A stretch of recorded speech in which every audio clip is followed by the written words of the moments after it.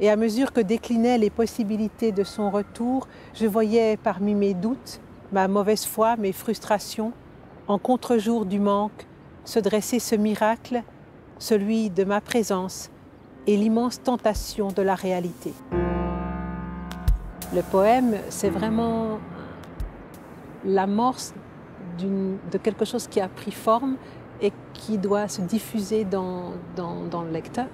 Et le théâtre, c'est le squelette dans le texte de ce qui doit se diffuser dans l'imaginaire et sur scène.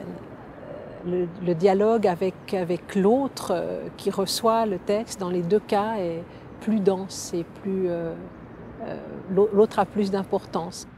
Et c'est pour ça qu'on peut se sentir alors très à l'étroit et très seul d'écrire des poèmes. Oui. Oui, mais en même temps, pour moi, c'est un petit noyau dur, un poème. C'est vraiment quelque chose qui est comme un résidu d'émotions très, très dense. Et voilà, il faut que ça explose dans celui qui lit ou celle qui lit. Et il faudrait, si possible, que ça n'ajoute rien à justement toutes ces choses de trop qui existent déjà. C'est ça. Tout en les prenant en compte. Je pense que c'est quelque chose comme ça. C'est comme un tribut. Et je trouve courageux que tu te lances là-dedans aujourd'hui. Et en même temps, on ne choisit absolument pas ce qu'on a écrit.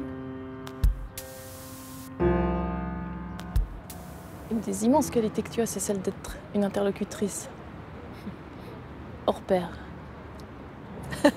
J'ai beaucoup aimé ça. Ce que j'ai beaucoup aimé, c'est que parler avec toi ne nous sort pas du fil de ce que nous cherchons, toi et moi, il me semble. C'est-à-dire que c'est rare d'avoir quelqu'un en face de soi, peu importe disons à quelle génération on appartient.